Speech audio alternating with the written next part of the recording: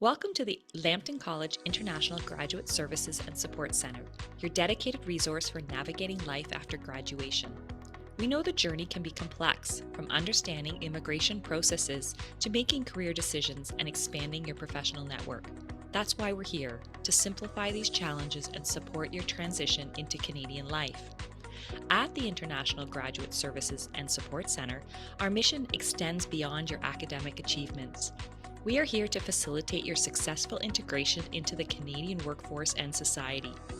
From career counseling to workshops on Canadian workplace culture and immigration support, our services are tailored to meet the unique needs of international graduates. We're committed to empowering you with the tools and knowledge necessary for success. Embrace the opportunity to connect with fellow graduates and professionals through our networking events and stay informed with our comprehensive webinars covering a range of topics crucial for your postgraduate success. Remember, the path to achieving your aspirations is a journey we undertake together. Ready to take the next step? Visit our website and join our supportive community. Remember to follow us on Instagram and on LinkedIn for upcoming immigration webinars, networking events, and much more. Together, let's make your postgraduate journey a success.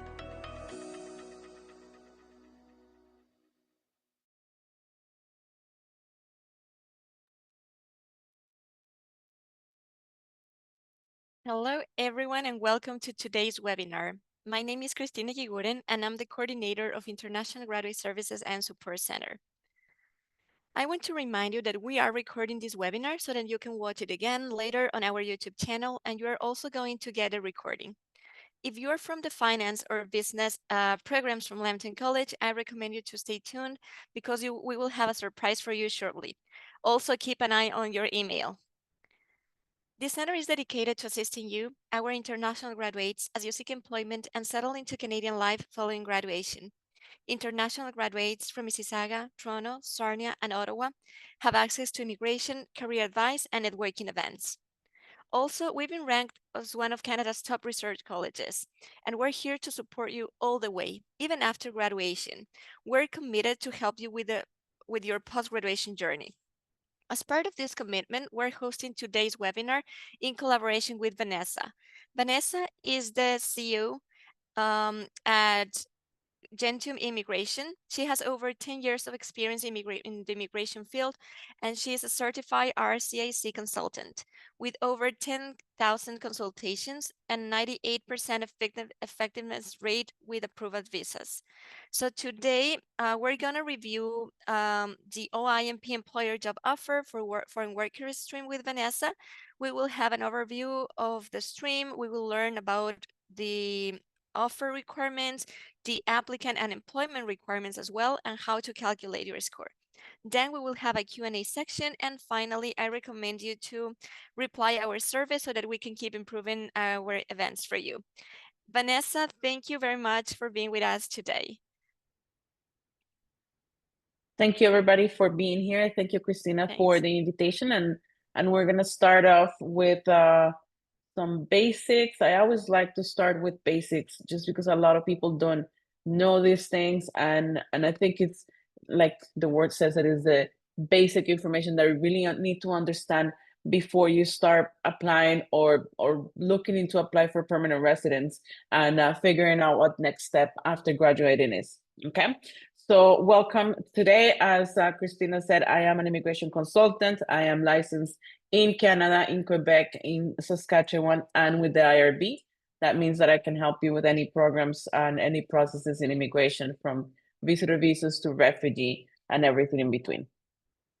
All right, so the first thing that we need to talk about, and I feel like it's not being talked about enough, is the skill experience that we need in order to apply for many jobs. And how do you find out what skilled experience, what is your knock, what is a knock, how do you figure that out, and all of these important details, and how does it affect it when you're trying to apply for permanent residence? So the first thing you need to understand is that we used to have the skill type here to my left. This used to be the previous way that they would categorize the experience, and it goes from skill level 0 to D, 0, A, B, C, D.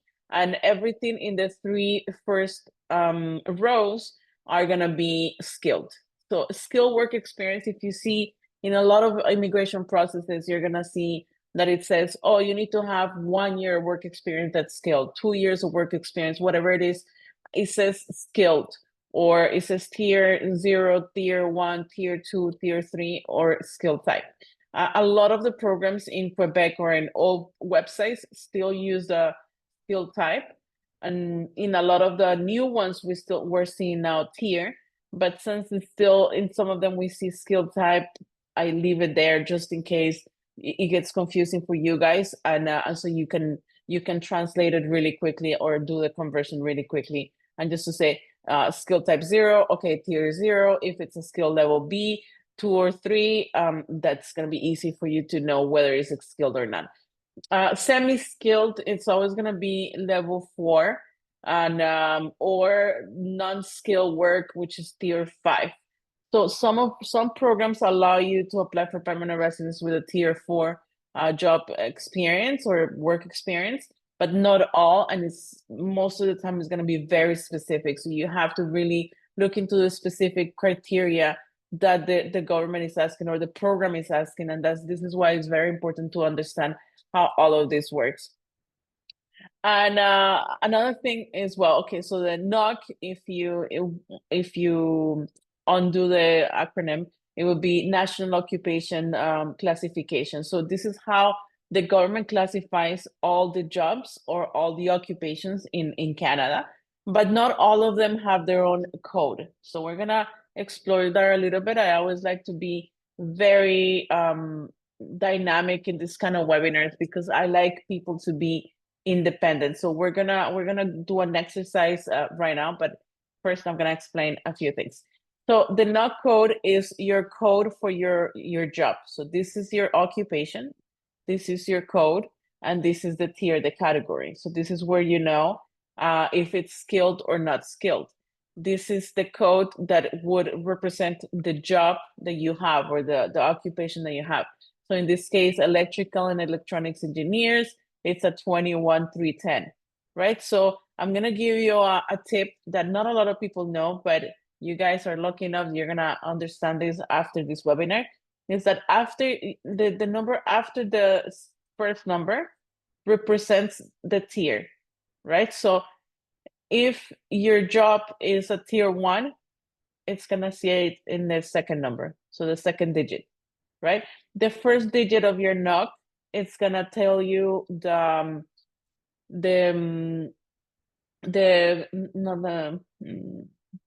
area, right? So if you're in finance, if you're in a trade, if you're in health, you're gonna see it in that first digit. So everything that's finance, it's or no, everything that's health is 3.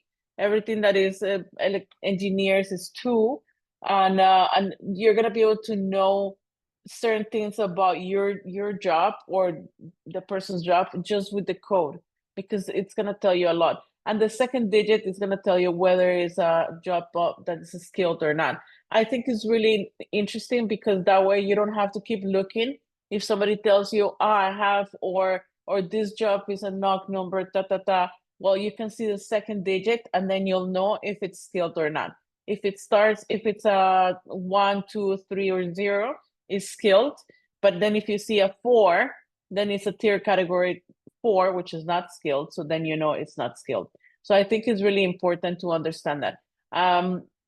And like I said, the breakdown of the first digit is going to talk about the category in itself of the area of work, right? So 0 is legislative and senior management. 2 is business, finance, 1, administration, occupations. 2 is natural and applied sciences. So anything engineer. 3 is health occupations. So if you're looking at the nurses, if you're looking at the occupations in dental, hygienist, all of that, it would be in number 3. So that's the first digit. And then you can read the other ones, but it's gonna give you a little bit more information about where that person's NOC is. So we're gonna go into the website right away. Like I said, I really like it when people are independent and they can learn how to do this on their own, because not all the time do we have somebody in front of us that can do this for us? So it's good to know how to do it. Let me just go here. So we're gonna go 1 sec. And you're welcome to ask questions as we go. I don't have a problem with answering questions as we go. Okay, so I always start in the main page in Google so that everyone can do this. And what we write on Google is find my NUC. And it's going to be the first website that you see. Make sure that it's canada.ca and it's not redirecting you to somebody else's website, and it's really from the government. So here, you're going to be able to find your NUC, right? So how do you do this? Sometimes it's super easy. I'm a lawyer, so I can just write lawyer, right? And it's going to show me occupation 4, and the tier number is 1, and you can see 1 and 1. But sometimes it's not as easy as that, right? So sometimes, let's say I am a I'm not a graphic designer, I'm a 3D artist. And so if I write here 3D artist, I won't see it, right? But if I write graphic designer, it's here, but that's not my NUC. That's, usually people are thinking, well, that's not my NUC, so why would I use that? But that's because some of the occupations live under other occupations. So if I'm going too fast, I'm just gonna show you what I did. Here in number 5, you can go to the NUC website, and then on the NUC website, you can go here and add, put any of the NUCs. And then on the profile, on the example of titles, you can go to index titles, and then you can see all the occupations that live under that occupation. So this is really important because a lot of people tell me, Vanessa, I cannot find my NUC code. My NUC code doesn't exist, and I'm not able to apply for permanent residence, or I'm not eligible. And that's not true. What happens is that probably your NUC lives under another occupation. And as you can see, this is the name of this occupation, or this NUC is graphic designers and illustrators. But under here, we see calligrapher, we see business forms designer, we see commercial artists, colorists. So we see a lot of things that might not be as a graphic designer per se, but it is categorized within the same NUC. So you have to be mindful of that. It might not be as easy as just writing your job position and then it's going to show up. It might not show up that easy, but you can find it by being very strategic and looking under other NUCs, okay? Another thing that's important and that I want to make sure that you guys understand is, how do you use the NUC? So is it my occupation? Is it what I'm doing right now? Or is it what I studied? So a lot of people think that their code is tied to what they studied. So if I studied to be a lawyer, then my NUC code is a lawyer, but I've never worked as a lawyer. The reality is that it is not what you study, it's what you're doing or what you have done. So it is possible that you have, in a span of 5 years, you could have 5 different codes. It is 100% possible. Let's say that the first year that after you graduated, you worked as a photographer. Okay, then it would be one NUC. And then the second year you work as a marketing, let's say marketing professional. Then it would be this code, right? And then the third year you said, no, I'm moving to finance. Then you have this code, right? And so you need to be mindful of what code you're going to be using for your permanent residence, and what matches whatever it is that you need that for your work, your nomination as well, because not everything is going to be matching, not everything is going to be eligible. Okay. The second thing, or the third thing that you need to know, is that in order to claim a NUC code, you have to match the main duties here, at least 80%. So if you go into the main duties of your NUC code and you don't do 80% of what's on the code, then it is not your code. You need to go to another code and find something that's closer. It doesn't have to be specifically every single item checked in the main duties, but it does have to be very close, and it has to be the closest one. I have seen people's applications being denied because they put as a no code administrative assistant, but all the main duties are tied to customer service representative. And the government is gonna flag that. So the office is gonna say, well, your occupation name and code does not match your main duties. And therefore, this is not your code. And since it's not your code, I'm gonna deny this application. So it's very important that you really take the time to choose the code that's the right for you. Okay.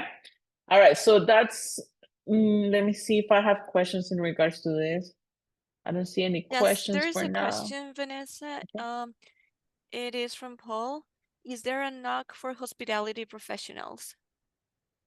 Of course, but in hospitality, there are a lot of different occupations. So Mhm. in order to find a specific code, you need to give me more details, right? So you need to say, I work in hospitality as a housekeeper, or I work in hospitality in the front desk, or what's exactly that you do in hospitality? Because in order to find a code, you have to have at least a little bit of information about what the position is, right?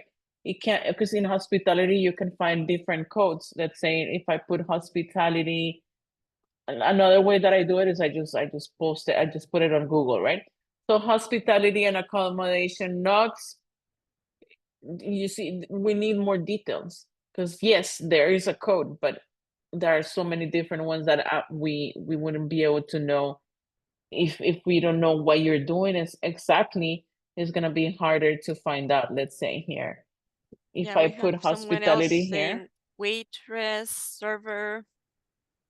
Okay, But so I believe if that's you one of the duties, right? So we will still need more detail. right, but that gives me a little bit more, right? So food service supervisors, it would be a no code with tier category 2. But if you're a server, which is a waitress, then you're at 5. That's not skilled. So that's not good for permanent residents, right? So this is good that you're giving me more information, but you see, if you put food, you're gonna have all of these possible nuts. So now your job is to figure out which one you fit. If it's hotel management, hotel front desk, look, it's 4. It's not skilled, it's semi-skilled. So you have to see if one of the programs for migration for PR will match this code. So you need more details, and you need to see what matches and what doesn't match. And this is important for when you just graduated, you have your work permit for 3 years. You need to make sure that you use it the right way. I've seen people that use their work permits for 3 years at Costco as cashiers, and there's nothing wrong with working as a cashier. The problem is that it doesn't work for a permanent residence. So you cannot waste your work permit. You need to be very strategic. You need to use it for PR.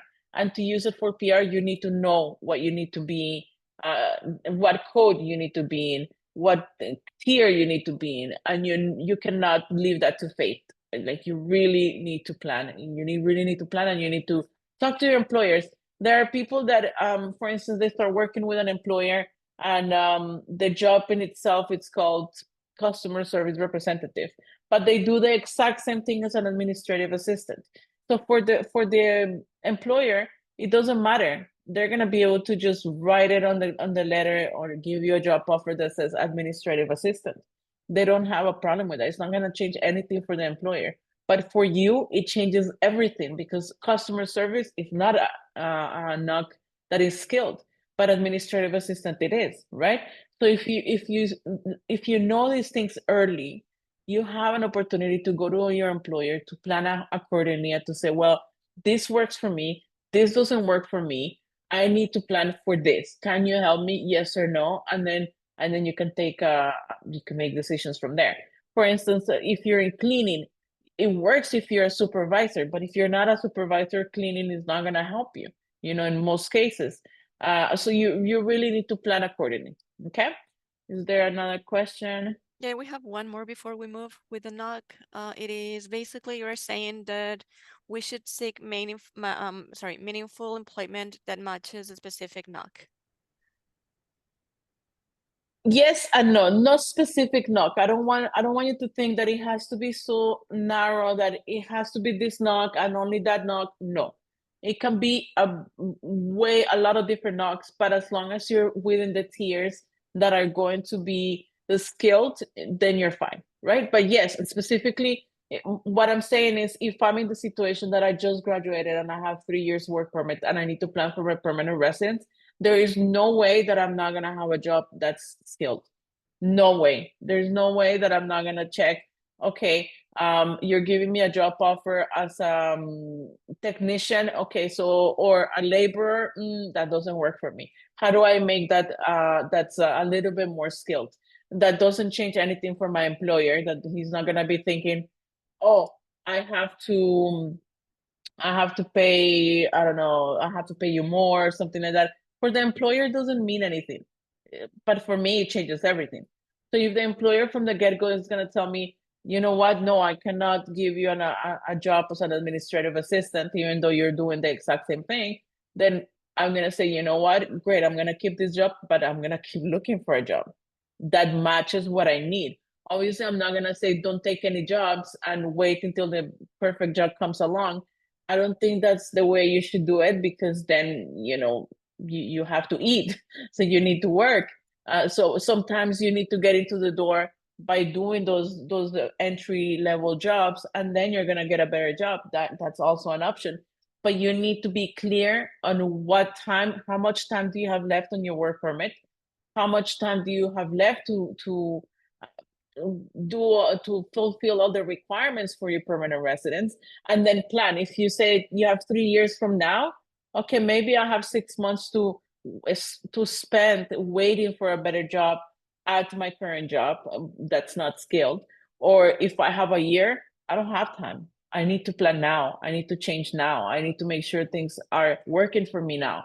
Or maybe I need to figure out job or PR pathway that doesn't include me having a high job or a skill work experience. And but for all of that, you need planning. You need planning because, for instance, if you go to Manitoba, you have the option of applying for permanent residence with unskilled work, right? But you can do that at the end. You can do that when you have less than 1 year of your work permit. No, if you're gonna do that, you have to leave with at least 2 years of your work permit. Why? Because you need 1 full year of work experience in Manitoba in a non-skilled job offer, skilled or non-skilled, it doesn't matter. And then you're gonna be, going towards PR. But what I'm trying to say is you need to plan. You cannot just leave it to fate. You need to plan because it depends on how much work permit you have left, how much time you have left, and all of these things. I've had clients that waited until the last minute. They spent 3 years at Costco, literally, and I'm not making this up, as a cashier with a work permit after studying 4 years in Canada and working for 3 years. And in the last 2 weeks, they contacted me and they're saying, okay, well, I need to stay. Oh, but how, right? How are we going to stay if we haven't really fulfilled the requirements for a permanent residence? So the NOC code I believe, is super vital. It's very important. And then we're going to move on to the second important thing, or vital, essential for PR, which is language. And a lot of people think that the basics, it's perfect, right? So if you go to the website on the IRCC and all the government websites, they're going to tell you minimum of CLB7 or CLB6 or whatever it is that it says minimum. And people love that word minimum. And I say, no, this is not a good word to catch on. And when I say, you know what, you need an 8 per category, they look at me like, no, I don't. The government says that I need 6, and that's what I need, and that's it. And I say, okay, well, if you give them the minimum, you and 1,000, not even 1,000, hundreds of thousands of people are given the minimum. If that's what you want, that means that you're going to be in a pool waiting forever and you're not going to be elected or selected. So in order to be competitive, you have to have more than the minimum. So you're aiming for an 8 or 7.5 per category on the IELTS or the CELPIP. You're aiming for high scores, because the higher the score, the higher the points. The higher the points, the more likelihood of you getting selected, right? So I don't like it when we're looking at the minimum. I really, really don't like it. And when I tell you guys, you need English, you need French, and people tell me, well, no, I don't need French. I looked at the government's website and it says that it could be English or French. And absolutely, that is true. The minimum is English or French at a CLB 7, but you're not gonna get selected, right? So when I tell you, if you want to be selected, if you want, there's a very different aspect, or there's a great difference between being eligible and being selected. You know, it's very different. A lot of people are eligible. A lot of people are eligible, but not everybody's selected. So if you want to be selected, you need to be strategic and you need to have very good scores. So work on your language, and the higher the better. And we're gonna go towards the PMP in a second. And then for the language, for French, you're gonna be needing the TEF or TCF. This is the international exam. This is standardized exams. And for language requirements for English, IELTS, CELPIP, or PTE. In Canada, you can do the CELPIP, and the CELPIP, I hear from all my clients that it's way easier than the IELTS. So I would suggest the CELPIP. It's super, super fast. You get the results. It's not like it used to be. It used to take a month for us to get results. Now you take it on Friday, you have the results Monday. It's super, super fast, which I think is really good, because if you don't have the score that you want, you can prepare yourself a little bit more, and then you can retake it within a week or 2 weeks after, if there is space. Now, don't delay trying. Get your scores, figure out where you are right now, where you want to be. If you're at level 7 and you want a level 9, you need to plan for those things too. Prepare yourself, study. You have no idea how many people tell me, I did my exam, but I never studied. So this is my score. And it's a good score, but imagine if you had studied, if you really prepare yourself, and now we have the maximum that you can get. So really study for the exam. It's not a matter of, oh, I speak English. Yeah, okay, you speak English, but you need to pass an exam, and it has a structure, and you need to make sure that you know how to do it. Okay, perfect. So same thing for language for French. It's good even if you have a CLB 4, which is very minimum. It can give us points in the process with Ontario, with a lot of provinces. Actually, it gives us points if we had 4. For express entry, it won't until you're at 6, at least a minimum. It's better if it's 7, but in a lot of provincial nominations, a level 4 still gives us some points. So I think it's worth trying. I feel like a lot of people know about the educational credential assessment, but just in case, here we are. You need World Education Services. This is for the people that already studied in their countries, and whatever they studied in Canada, it's lower than they did in their countries. So if you want to claim more points, you need to do your credential assessment, because let's say you studied at Lantern College, but you studied a 2-year degree, a diploma, but in your country you have a master's degree. Well, you're gonna have more points for that master's degree, even though you're gonna get points for having studied in Canada. Yes, but in terms of level of education, you're gonna get more points because you have a master's degree, because you have a bachelor's degree, because you have whatever it is that you have at home. Now, if you don't have anything at home, no, it's not necessary for you to do the West, because obviously you already have a study here in Canada, and it might be higher. Or for those people that have a family or a spouse, the spouse they should do their ECA as well, because they give you points in a lot of programs. Not all the programs will give you points for spouses, but it depends on the program that you're doing, right? Because one of the things that is important to understand is that for this specific program, you can do it whether you're the spouse or the student, or you're the student, or you studied and you're doing it. So you can do it in different ways, right? So it might be that your spouse is gonna be the main applicant and they're eligible for this program, or it might be that you're the one who's eligible for this program, or it might be that you want to do express entry and then add it with an Ontario nomination, which is also an option. And all of these things mean that if you're prepared, you're not reacting, you're being proactive. So having the ECA done, having those exams done, having everything done is gonna expedite the process. I've seen people that they miss opportunities because they don't apply in time. They don't apply in time. They have everything, or they almost had everything, but they didn't finish their ECAs. They didn't finish certain things, and then something changes in the program, and they're no longer eligible, or they were not able to apply, or they missed the mark, right? So don't be that person. Get prepared, do your ECA, do your exams, start learning French, get prepared. This is number one, is always get prepared. All right, so now that we've moved through the basics, I know I talk a lot. I try to do this faster because I know we have limited time, but I do feel that if we don't have the basics, it's really hard to apply what we've learned to the actual program. If I just sit here and I tell you, well, see now, just the first thing that I'm going to tell you about this program is that you need a skill job offer in tier 0, 2, and 3. If you don't know what that means or how to find that out, everything that I'm going to tell you is going to be confusing because you don't know how to get there. So let's start with the requirements.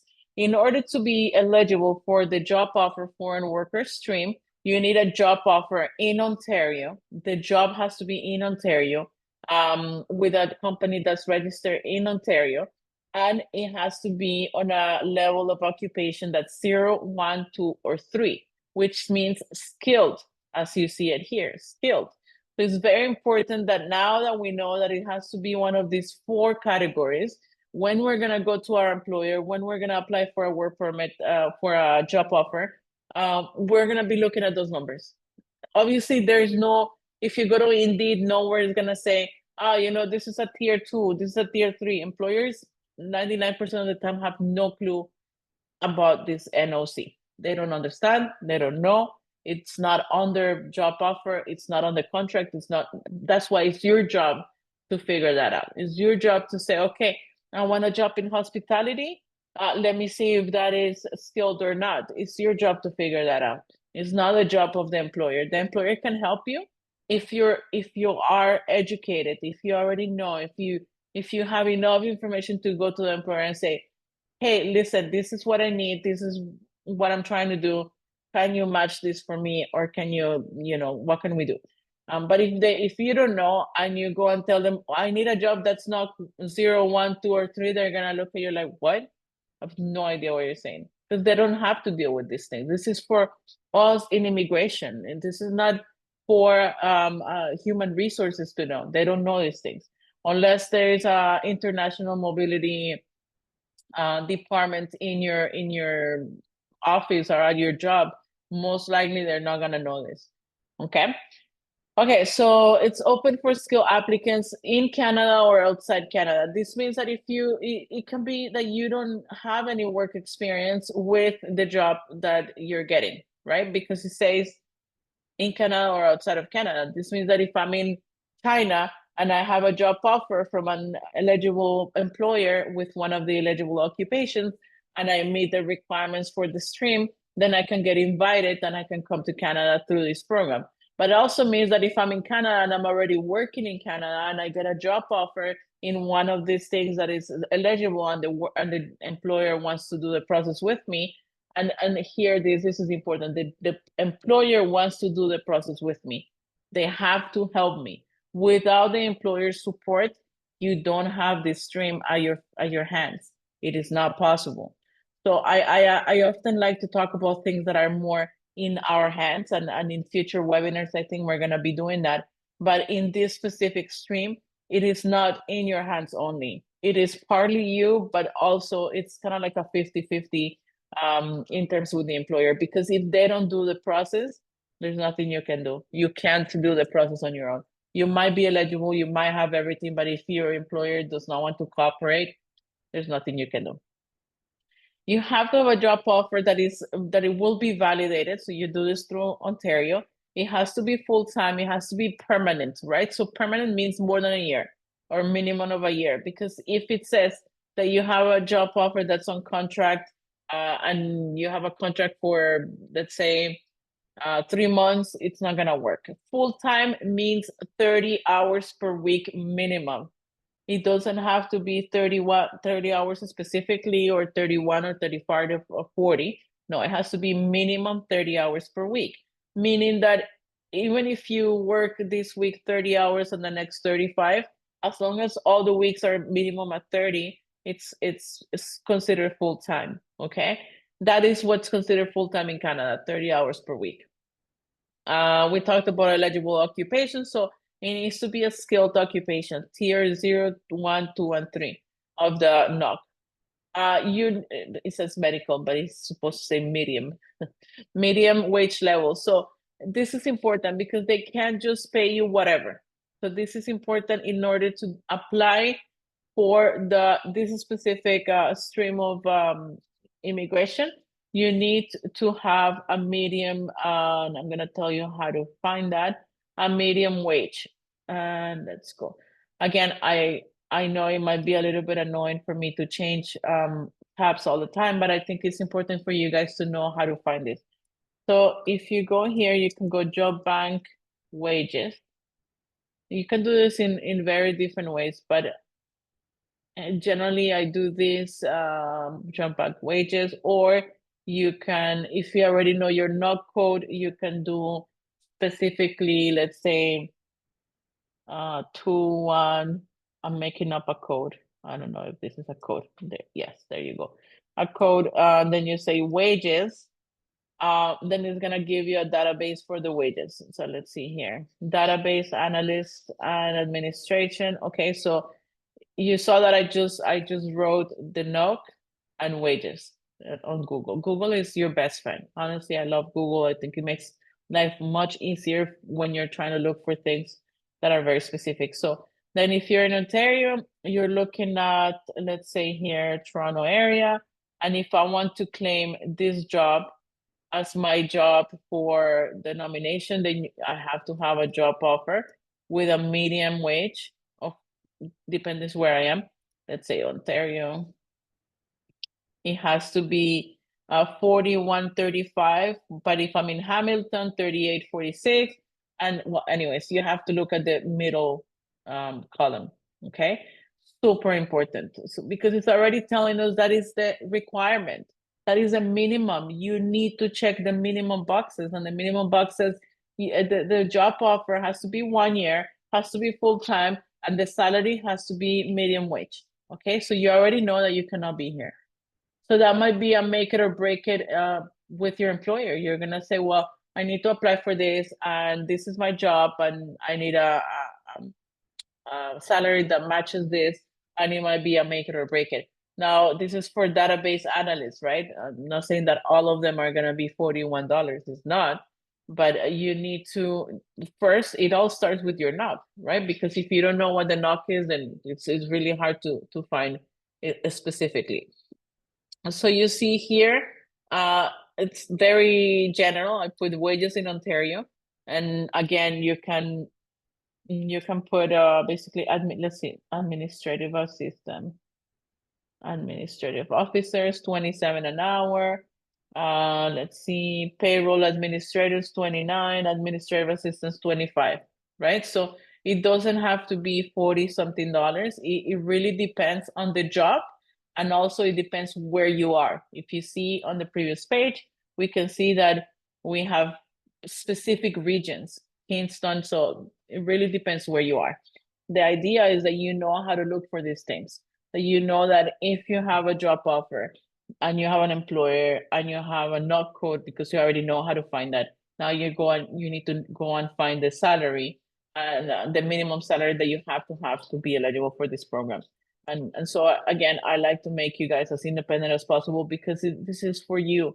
Imagine you have like 3 options in a span of 3 months, and you have to pay 3 immigration consultations because you don't know how to do this. For me, I think that's not my job. I mean, yeah, it's my job to show you, but it's not my job to be always to have to charge you for that. I think it's better for me to charge my clients for strategic plans, right? Not just to explain very minimal things that you can learn from me in a space like this, right? Okay. So the employer has to prove that they need you, right? So it can't just be, this is a job offer and that's it. I never really tried to look for anybody else. or I don't really have the need for, like, it could be, I've seen, let's say, a restaurant that they're trying to hire someone in tech. Do you really need that for your business? Demonstrate it. If you really need it, you need to show me how. If you don't have anything tech in your restaurant and you don't need that at all, or really it doesn't make sense, then it might not work, right? So you can't put a puzzle piece that doesn't fit in the puzzle. That's it. And I think that a lot of people try to like force it in, and if it doesn't work, it doesn't work. And you can't force certain things. So it's better just to say, okay, this doesn't work. Let's move on to the next thing. Another thing, you can't have a job offer in something that you have absolutely no experience on, unless you have the education and you have other ways to base yourself. But a lot of people say, okay, well, I have a job offer in the requirement, let's say tech, but I've never worked in tech. I didn't do anything in tech. I don't have any diplomas. So my question is, how are you going to explain that to the immigration officer? How is the officer going to think, well, the employer really needs this employee because they need this position to be filled, and they're filling this position with someone with no experience out of the blue, when they could go with potentially a newly graduated Canadian resident or citizen, even if they don't have work experience, because clearly they don't need work experience since this person doesn't have any work experience. You know what I mean? It needs to make sense. You can't just fit things just by force. It doesn't work like that. So really, you can't. You have to plan. You have to plan. It needs to. I already said this before. It needs to be in Ontario, 100% in Ontario. Even if the company has different branches, the branch that hires you, it must be registered in Ontario. This is important because a lot of people come to me and they say, well, Vanessa, I have a job. I live in Ontario. I was hired by this company, but the company pays me, they're in Quebec, for instance, well, it could be Quebec.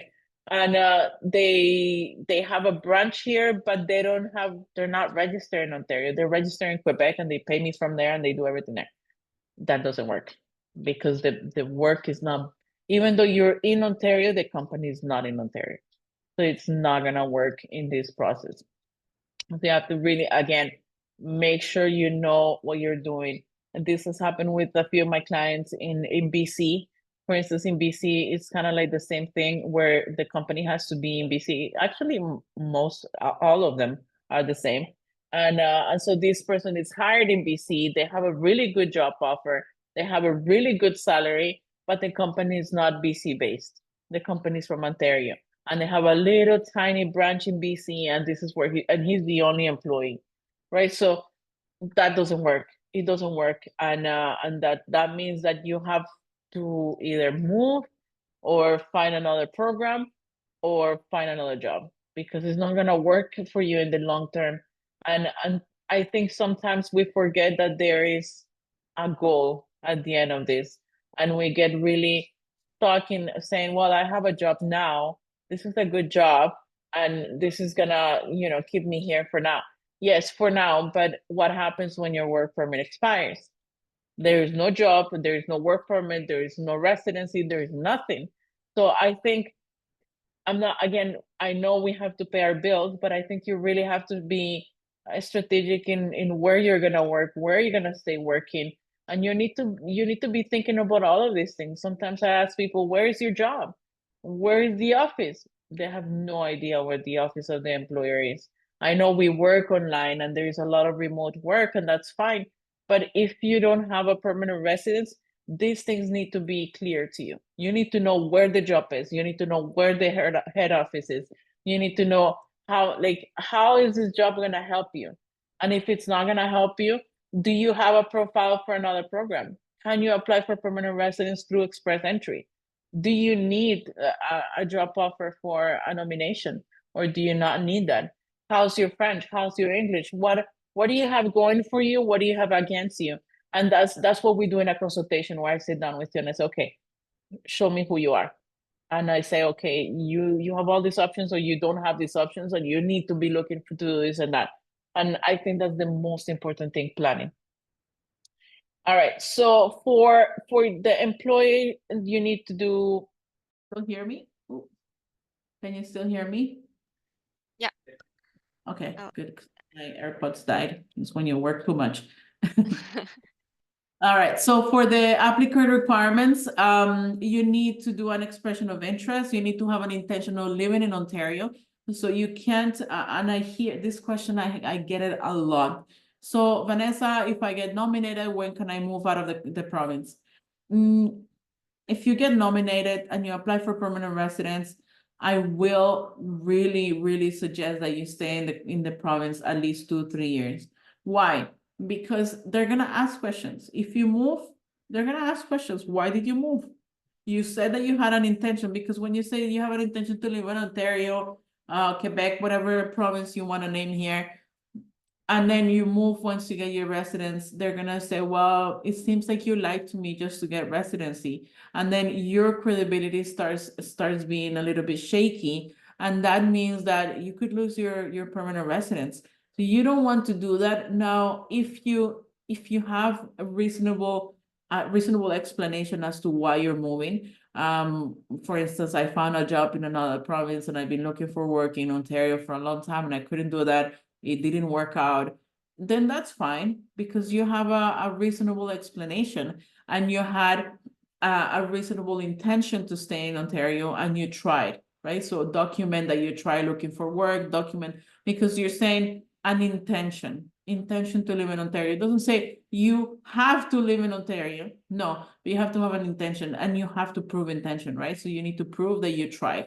If you can't prove that, then we have problems. If you can't prove that, then we can explain it. You know, I've had people that they had to move because their spouse is somewhere else, or they had to move because they have allergies to something specific, or something happened with the climate, or there's something going on that obliges them to go somewhere else. But we can document it, then okay, that's not a problem.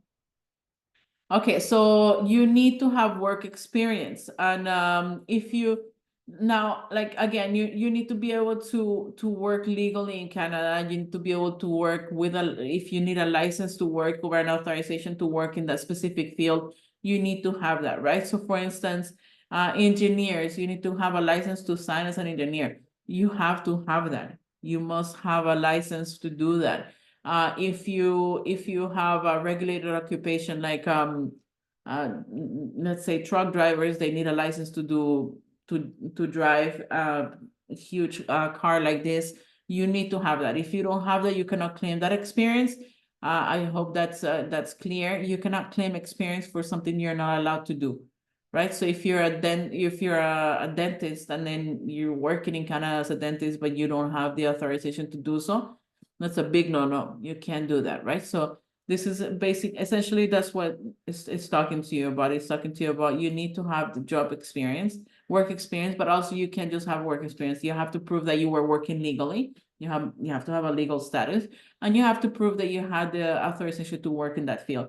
Now, not all occupations need to be regulated. A lot of occupations are not regulated. Most, if I would say that most occupations are not regulated. So I don't think that's a huge deal breaker for most people that are here right now. But you do have to be mindful of this. A lot of engineers are higher on a lower tier at their jobs because they don't have a license. And so they can technically do everything of an engineer, but they cannot sign documents, or they cannot do same thing with accountants. There are a lot of different fields that they can kind of play around with it. Whereas there are fields that you cannot by any means play with it, which is the health, anything in health, law. It's very regulated. It's very specific. You need very specific requirements to be met before you are able to practice. So be mindful of that before you start claiming experience. Now you can obviously claim experience from your country of origin, and that you have to show that you were eligible also to work in that and at that job. And also, if you were illegal, or I don't like that word, but if you were undocumented, where you gain your experience, that experience doesn't count. So I've had clients where they've been in the States, or they've been in different countries, and they worked many years, And they say, well, I have all this experience, but during those times they didn't have legal status to work. That doesn't work. That experience is basically non-existent. You cannot use that because you worked illegally, you worked without authorization. Okay. Now, this is when the employer requirements or the must have comes into place. And this is why a conversation with the employer and knowing your employer is important in this kind of process. The business have to have been active at least 3 years. It has to be in Ontario. I know I've said it like 1,000 times, but it is very important. They need to make sure that they don't have any outstanding occupational health safety. How do you say that? The word's not coming. Complaints in the moment that you're doing the application. So no employment complaints, no occupational health complaints. So no previous or current litigation with employees or past employees. That's what it means basically. None of the employees are fighting against the employer. They have to make sure that they demonstrate that they try to find Canadians or residents. Now, I want to emphasize that this is not as strict as an LMIA. For those people that know what an LMIA is, it's a labor market impact assessment. It's very specific where you have to post in different places where you have to show that you try to hire Canadians. It's not as specific, but it is important to mention how I try to hire a Canadian citizen or a resident and what that entailed. You know, did I post the job offer and where did I post it? How long was it up before I hired a foreign worker? This is important, but like I said, it's not as specific and high priority as an LMIA. The revenue requirements for the business, if they're in the GTA area, Greater Toronto area, it's $1 million a year in revenue, right? So gross. This is a crazy conversation to have with the employer, right? Because you're saying, I need to see your numbers, or I need to know your numbers. So that's why this is a conversation to have after you've been in the business a little bit longer than I would say at least 6 months, because it's very personal and employers don't like to talk about this. They're not gonna comfortably say to an employee, well, you know, this is how much we're making. It's not a conversation that is natural to have. So that's why I always say, be careful when you're gonna present this to your employer, unless you have a very close relationship. It's sometimes it can trigger that instability at work because they might not want to do this and they might be uncomfortable with this kind of questioning. Also, you can say, well, I hire a consultant, a lawyer, a representative, and you don't have to tell me this, but can you please speak to them and they're going to be able to ask you all the questions. I see that a lot of employers are open to that, and because they feel more comfortable sharing that information with us than with their employees. And I understand that. I can definitely understand that. Okay, if they're outside of the GTA Greater Toronto area, they have to have at least an annual revenue of $500,000. Again, this is very important to have as a conversation. Again, full-time offer, 30 hours per week. Now, we don't have like tons of time left, but I'll talk to you a little bit about the points. We do have points, up to 10 points for the job offer. It's really measure according to your job. So the knock that you're gonna get, if it's tier 1, tier 2, tier 3, then the numbers are gonna be going up or down. The category, right? So we talked about the category before, where we have the category from 0 to 9. So here is where you can claim points per category as well. The salary. You see, this is why I think it's super important to have the little bit of a basic at the beginning, because now I can show you this and you understand it. You can say, okay, well, my NOC code is gonna give me a certain amount of points according to which tier. So the first one, tier, the second one, the occupational category. Now I know what that means. The salary, generally speaking, if it's more than 40,000 a year, you're gonna have most of the points here. If you have a work permit that's valid, you can get up to 10 points. How long have you been in the job? That you can start claiming points from 3 months on. So if you've been at that job for a year, obviously you're gonna get more points. So all of these things are so key. Canadian work experience, if you've been in Canada for a little bit now, like, I don't know, 3 years, 2 years, and the more experience that you have in Canada, the more points you're gonna get. But you can see that these are not like super, super high points.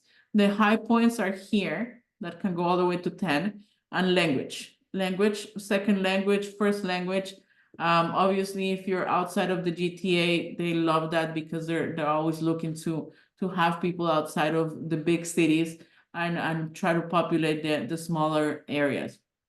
So we see here that the points, there are points that you cannot move, and these are the points that you cannot move. Well, maybe the salary, you can speak to your employer and get a salary increase, but you cannot really change your job completely if you're in the process of applying, or your occupational category. You can change that. You cannot change your work experience, and you cannot change how long you've been at the job. Like, those are things that you cannot change. What can you change? You have 20 points here that you can change. And that's your level of English, your level of French. So this is when, again, I feel like a broken record, and I talk about it a lot, which is study the language, learn the language, increase your points. If you want to control your process, you need to know how to do this, and you need to increase your points.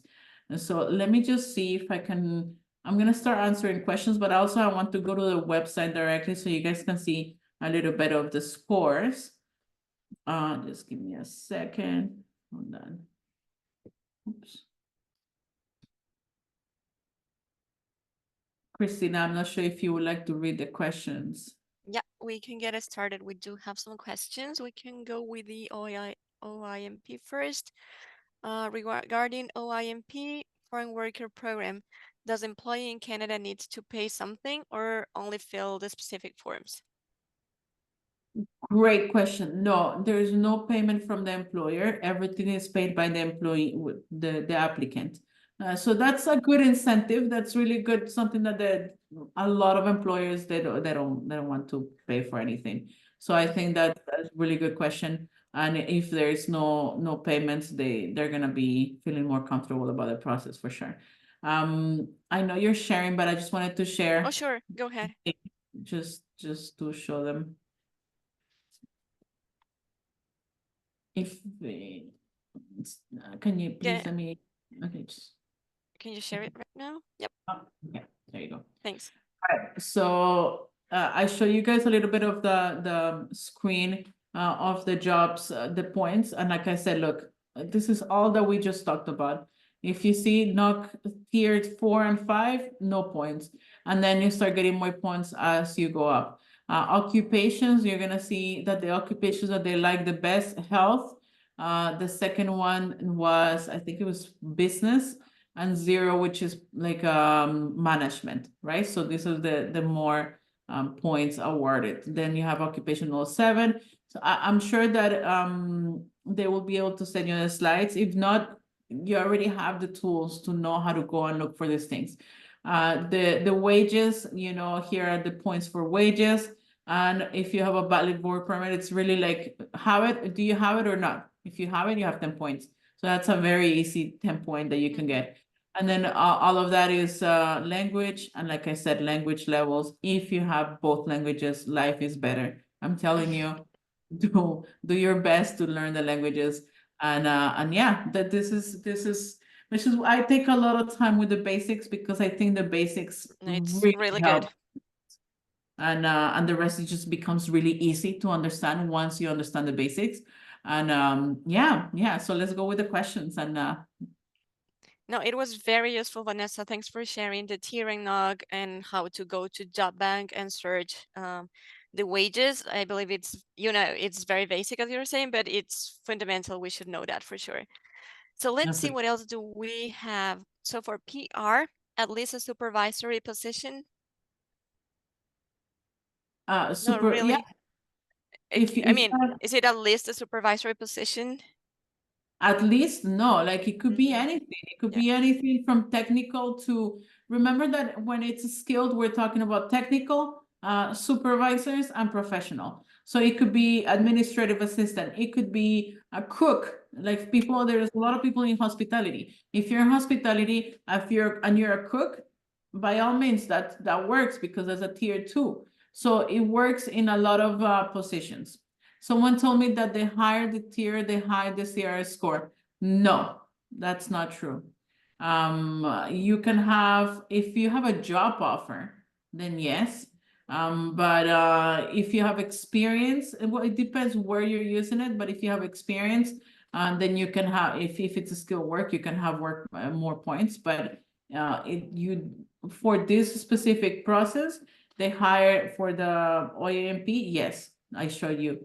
The higher the point, the higher the tier, the more points. But the CRS it works different. For the people that don't know, the CRS is for the express entry, so it works a little bit different. Perfect. I think this question is really good. Is language a requirement or an asset? A I read requirement. a requirement because it says I read at OINP site and understood that language is a way to increase your punctuation, but not a requirement. Am I right? English is always a requirement. One of the languages is always a requirement. Both languages is not a requirement, but it's a plus. But having one of the two languages, I mean, if you don't have it, you most likely won't even meet the criteria. Yeah, I believe like for OINP International Student Stream and this stream, you can still open your profile, but you probably won't meet the points. You won't meet the points. That's what I'm, yeah, that's exactly, you're not gonna be selected. It's because, again, if we go with like minimum and not minimum, it's just a math process. Like you're not gonna meet the points. You're not gonna be able to get there. So for me, yeah, it is required. Like you're not gonna be able to do it if you don't have it. It's very hard to do it. It's not like in BC. In BC, for instance, you can get you can get a job offer at $100 an hour, and that's gonna increase your points exponentially. And then you can potentially stop getting or find a way to not do certain things, right? But in Ontario, like you have a top maximum 10 points for wages, maximum 10 points for this, maximum. So because of that, it's really hard to make the points without languages. Okay, what else? What if the spouse used to reside in Canada and had a PR but did not maintain status? That has nothing to do with your process. If they had a permanent residence, you have to make sure that they either renounce their permanent residence or something happen. Like, because a lot of people think, oh, if I leave Canada and I'm a permanent resident and I never come back, then automatically I'm not a permanent resident. That's not true. Technically, you're still a resident until you're deemed not resident either by a court because they told you no, you don't get your residency anymore because you did not meet the obligation, or because you renounce, right? So you don't lose it by default. I've had people that left Canada 20 years ago, they were permanent residents, and then they wanted to come back as students, and they can't until they stop the PR. So they have to go, and we've sent a letter say, okay, this person was a permanent resident, and now they want to study. Can you please withdraw their permanent residency? Then once we have the letter saying that they're no longer permanent residents, then we can apply for a study permit, and then they got approved. So they have to, if they were permanent residents, they most likely still are, unless they renounce or the judge said no, you can't. So I would check into that. All right. If we're in progress of receiving our work permits extension, I mean PGWP and a spouse work permit, are we still eligible? Or I believe it's talking about OINP, or do we have to wait for the permits to arrive? Like that, what's that? Maintain status is legal. You need to be with a work permit. So once they got a PGWP, they can apply. It needs to be valid because it's part of like the specific requirements, valid work permit, right? You can still apply, but you're not gonna get those points of work permit. Remember that this process works for inside of Canada and outside of Canada, right? So that means that anyone potentially can apply. But if we're looking to get all those points, you cannot claim you have a valid work permit when you're waiting for a work permit. It's not valid. It's not there. You don't have a physical work permit. Okay, and the final one. 2 years of experience in the occupation you applying with is required?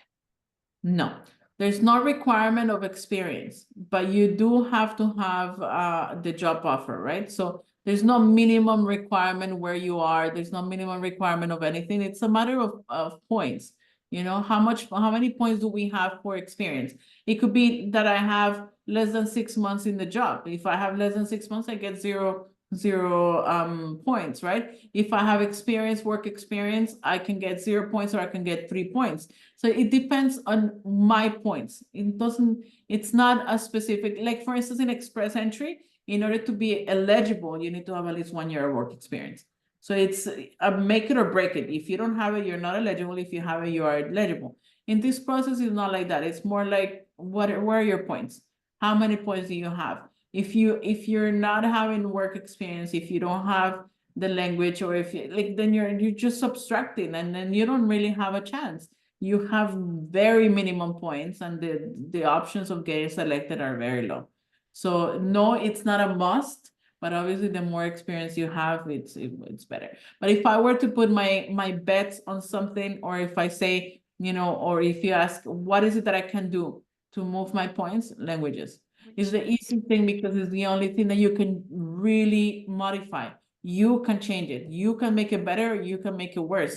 It's you. And if you have both languages, you can apply for express entry. You can apply for French speaking Ontario. You can apply for, there are so many different things that open up with the 2 languages that you might not even need that job offer, right? So thinking about that, I think I always say languages are what really, really matters in these processes. Yeah. Yeah, absolutely. Actually, we had a very interesting webinar about the Francophone mobility. If you go to our website, YouTube channel, you can watch it over there. And I believe that for now, we're done, Vanessa. Thank you so much for taking the time of explaining all this information in detail.